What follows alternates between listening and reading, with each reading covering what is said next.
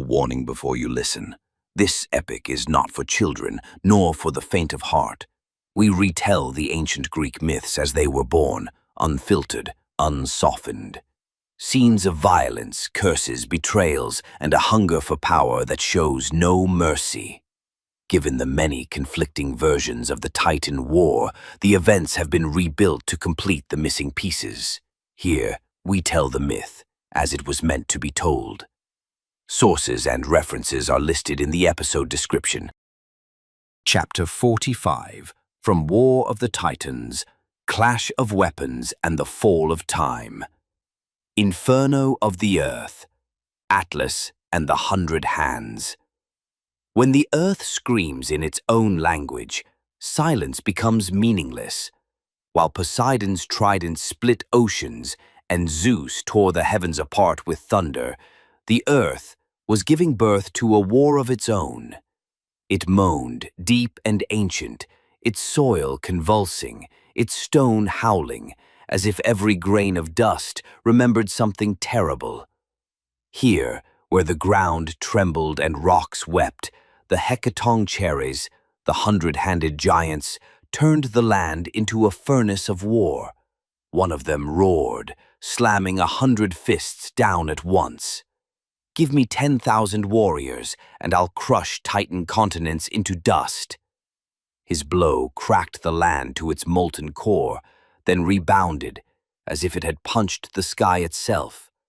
But Atlas raised his hand, and the blow stopped. Mid-air, as if the wind had become an invisible wall, unbreakable, unexplainable. Another giant laughed.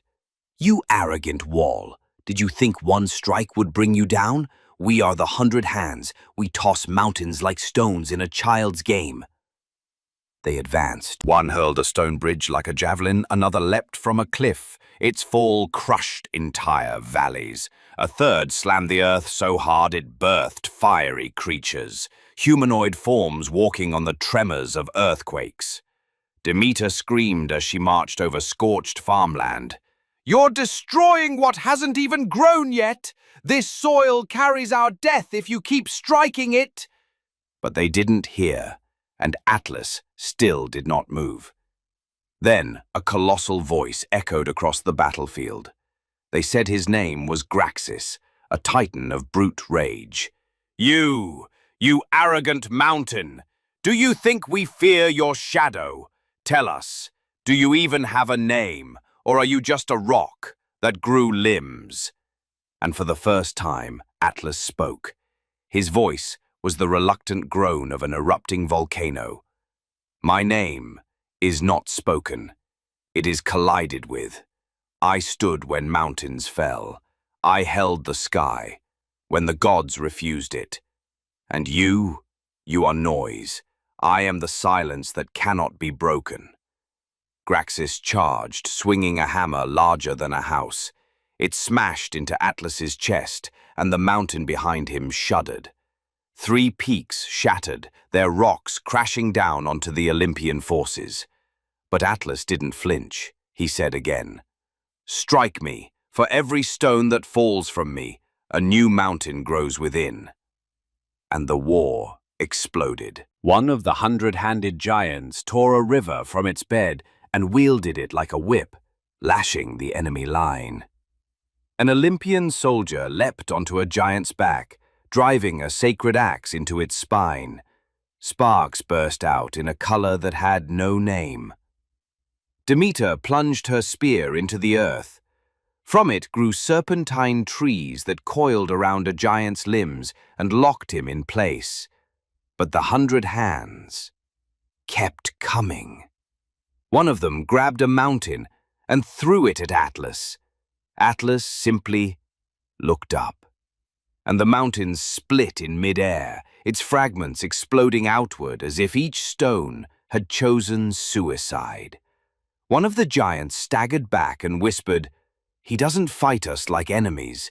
He fights us like we're an earthquake, and he's the last wall holding it back." Another shouted, "Where are the other titans? Leave this beast, circle him, kill those behind him. He won't move." Atlas understood. But he didn't turn. Instead, his voice thundered, "I am the wall. I do not turn. I trap the pain so it doesn't pass through. I kill fear before it reaches you." Behind him, the line of the giants cracked, and the Titan vanguard began their assault from the flanks. But the land itself resisted.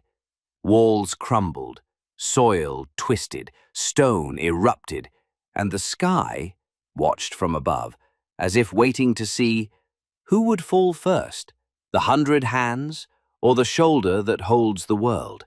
The battle was not over. The earth would never be the same, and the enemies still didn't know when Atlas breaks, he does not fall alone. This chapter of the epic has come to an end, but remember, what you've just heard is not a record of facts, but the echo of a myth, a story born from the imagination of the ancients, etched into the long memory of humankind. If this tale stirred something in you, if it opened a door to reflection or wonder, don't forget to support the channel and share the journey with those you love. And in the comments, tell us which moment in this chapter struck you the most and why. We'll meet again in the next chapter of this audio odyssey through time. Until then, farewell.